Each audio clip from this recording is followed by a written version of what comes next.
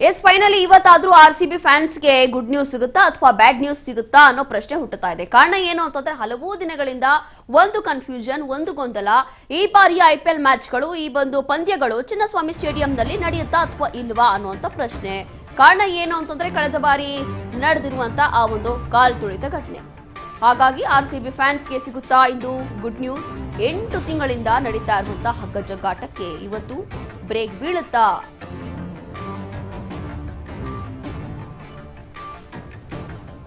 ಗೃಹ ಇಲಾಖೆಯಿಂದ ತಾತ್ಕಾಲಿಕ ಅನುಮತಿ ಸಿಕ್ಕಿರುವ ಹಿನ್ನೆಲೆ 8 ತಿಂಗಳಿಂದ ಸ್ಟೇಡಿಯಂನಲ್ಲಿ ಯಾವುದೇ ಪಂದ್ಯಗಳು ನಡೆದಿಲ್ಲ. ಸದ್ಯಕ್ಕೆ ಬೆಂಗಳೂರಿನಲ್ಲಿ ಫಿಕ್ಸ್ ಆಗಿದ್ದ ಪಂದ್ಯಗಳು ಬೇರೆ ಕಡೆ ಶಿಫ್ಟ್ ಆಗಿತ್ತು.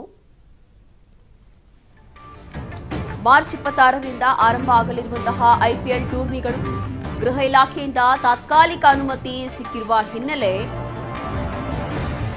8 ತಿಂಗಳಿಂದ ಸ್ಟೇಡಿಯಂನಲ್ಲಿ ಯಾವುದೇ ಪಂದ್ಯಗಳು ನಡೆದಿಲ್ಲ. ಕಳೆದ ಬಾರಿ ಯಾವಾಗ ಸಂಭ್ರಮಾಚರಣೆ ಆಯಿತು, ಆರ್ಸಿಬಿ ಗೆದ್ದಿದ್ದಲ್ಲ, ಅದಾದ ನಂತರ ಒಂದೇ ಒಂದು ಮ್ಯಾಚ್ ನಡೆದಿಲ್ಲ ಚಿನ್ನಸ್ವಾಮಿ ಸ್ಟೇಡಿಯಂನಲ್ಲಿ. ಬೆಂಗಳೂರಿನಲ್ಲಿ ಫಿಕ್ಸ್ ಆಗಿದ್ದಂತಹ ಪಂದ್ಯಗಳು ಬೇರೆ ಕಡೆ ಶಿಫ್ಟ್ ಆಗೋಯಿತು. ಮುಂದಿನ ಐಪಿಎಲ್ ಪಂದ್ಯಗಳ ಜೊತೆಗೆ ಅಂತಾರಾಷ್ಟ್ರೀಯ ಕ್ರಿಕೆಟ್ ಪಂದ್ಯಗಳು ಚಿನ್ನಸ್ವಾಮಿ ಸ್ಟೇಡಿಯಂನಲ್ಲಿ ನಡೆಯುವ ಬಗ್ಗೆ ಬಹಳಷ್ಟು ಚರ್ಚೆ ಆಗ್ತಾ ಇದೆ. ಅದರಲ್ಲೂ ಕೂಡ ಗೃಹ ಇಲಾಖೆ ಏನೋ ಗ್ರೀನ್ ಸಿಗ್ನಲ್ ಕೊಟ್ಟಿತ್ತು. ಹೌದು, ಗೃಹ ಇಲಾಖೆಯಿಂದ ಏನೆಲ್ಲ ಕಟ್ಟುನಿಟ್ಟಿನ ಕ್ರಮ ಬೇಕು, ಏನೆಲ್ಲ ವ್ಯವಸ್ಥೆ ಬೇಕು, ಏನೆಲ್ಲ ಬಂದೋಬಸ್ತ್ ಬೇಕು, ಅದೆಲ್ಲವೂ ಕೂಡ ಮಾಡಿಕೊಡ್ತೀವಿ ಅಂತ ಹೇಳಿ ಗೃಹ ಸಚಿವರು ಈಗಾಗಲೇ ಹೇಳಿದ್ದಾರೆ. ಕಾರಣ ಏನು ಅಂತಂದ್ರೆ ಇಲ್ಲಿ ಡಿ.ಕೆ ಶಿವಕುಮಾರ್ ಅವರು ಗೃಹ ಇಲಾಖೆ ಮಂತ್ರಿ ಹತ್ರ ಒಂದು ಮನವಿಯನ್ನ ಮಾಡ್ಕೊಂಡಿರ್ತಾರೆ. ಈ ಬಾರಿ ಯಾವುದೇ ಹೆಚ್ಚು ಕಡಿಮೆ ಆಗಬಾರ್ದು ಅಂತ ರೀತಿಯಲ್ಲಿ ಈ ಬಾರಿಯೂ ಕೂಡ ಐಪಿಎಲ್ ಪಂದ್ಯಾವಳಿಗಳು, ಅದರಲ್ಲೂ ಕೂಡ ವಿಶೇಷವಾಗಿ ಆರ್ಸಿಬಿ ಪಂದ್ಯಗಳೇನಿರುತ್ತೆ ಅದು ನಮ್ಮ ಬೆಂಗಳೂರಿನ ಚಿನ್ನಸ್ವಾಮಿ ಸ್ಟೇಡಿಯಂನಲ್ಲೇ ನಡೀಬೇಕು.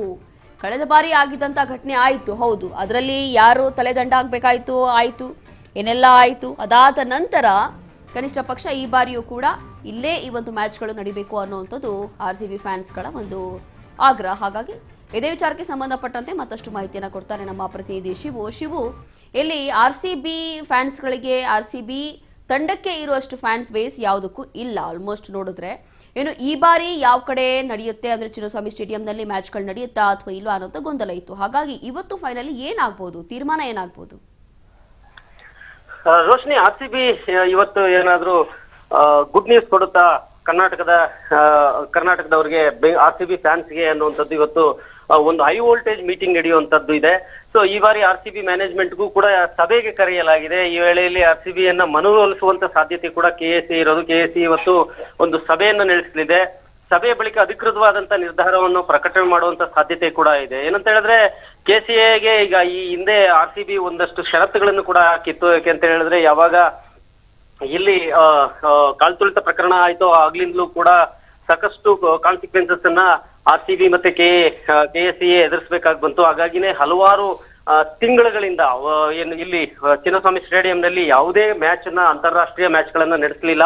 ಸೊ ಈಗ ಆರ್ಸಿಬಿ ಏನು ಐಪಿಎಲ್ ಶುರು ಆಗುತ್ತೆ, ಆ ಮ್ಯಾಚ್ಗಳು ಕೂಡ ಇಲ್ಲಿ ನಡೆಯೋ ಸಾಧ್ಯತೆಗಳು ತೀರಾ ಕಡಿಮೆ. ನಮ್ಮ ಹೋಮ್ ಗ್ರೌಂಡ್ ನಾವು ಹುಡುಕಾಟ ಮಾಡ್ತಿದೀವಿ ಅನ್ನುವಂಥದ್ದನ್ನ ಆರ್ಸಿಬಿ ಹೇಳ್ತಾ ಇತ್ತು. ಈ ಮಧ್ಯದಲ್ಲೇನೆ ರಾಜ್ಯ ಸರ್ಕಾರ ತಾತ್ಕಾಲಿಕವಾಗಿ ಕೆಲವು ಷರತ್ತುಗಳನ್ನ ಹಾಕಿ ಏನು ಮೈಕಲ್ ಡಿ ಕುನ್ನಾ ಅವರ ಶಿಫಾರಸ್ಸಿನಂತೆ ನೀವೇನಾದ್ರೂ ಕ್ರಮಗಳನ್ನು ತೆಗೆದುಕೊಳ್ಳೋದೇ ಆದ್ರೆ ಇಲ್ಲಿ ನಾವು ಅವಕಾಶ ಕೊಡ್ತೀವಿ ಅಂತ ಸರ್ಕಾರ ಕೂಡ ಹೇಳಿತ್ತು. ಈ ಹಿನ್ನೆಲೆಯಲ್ಲಿ ಹಲವಾರು ಸುತ್ತಿನ ಸಭೆಗಳನ್ನ, ಮಾತುಕತೆಗಳನ್ನ ಕೆಎಸ್ಸಿಎ ಅಧಿಕಾರಿಗಳು, ಕೆಎಸ್ಸಿಎ ಪದಾಧಿಕಾರಿಗಳು ಮಾಡಿರುವಂತದ್ದು. ಹಾಗಾಗಿ ಆ ಹಿನ್ನೆಲೆಯಲ್ಲಿ ಇವತ್ತು ಹೈ ವೋಲ್ಟೇಜ್ ಮೀಟಿಂಗ್ ಕೂಡ ನಡೆಯೋ ಸಾಧ್ಯತೆ ಇದೆ. ಈ ಹಿಂದೆ ಹಲವು ಷರತ್ತುಗಳನ್ನ ಹಾಕೊಂಡಿದ್ರು. ನಮ್ಮ ಆರ್ಸಿಬಿ ಅಲ್ಲೇನಾದ್ರು ಬರ್ಬೇಕು ಅಂತಂದ್ರೆ ಯಾರೆಲ್ಲ ಅಭಿಮಾನಿಗಳು ಬರ್ತಾರೋ ಆ ಎಲ್ಲ ಗೇಟ್ಗಳಿಗೂ ಎಐ ಕ್ಯಾಮ್ರಾಗಳನ್ನು ಕೂಡ ಅಳವಡಿಸಬೇಕು, ಗೇಟ್ಗಳನ್ನು ದೊಡ್ಡದು ಮಾಡಬೇಕು, ಮತ್ತೆ ಸಾಕಷ್ಟು ಸುರಕ್ಷತಾ ಕ್ರಮಗಳನ್ನು ತೆಗೆದುಕೋಬೇಕು ಅನ್ನುವಂಥದ್ದನ್ನ ಹೇಳಿತ್ತು. ಇದಕ್ಕೆ ತಗುಲುವಂತ ವೆಚ್ಚ ಕೂಡ ನಾವೇ ಕೊಡ್ತೀವಿ ಅನ್ನುವಂಥದ್ದನ್ನ ಆರ್ಸಿಬಿ ಆಡಳಿತ ಮಂಡಳಿ ಹೇಳ್ಕೊಂಡಿದ್ದಂಥದ್ದು. ಹಾಗಾಗಿ ಇವತ್ತು ಒಂದು ರೀತಿಯಲ್ಲಿ ಬಿಗ್ ಡೇ ಆಗುವಂತ ಸಾಧ್ಯತೆ ಇದೆ.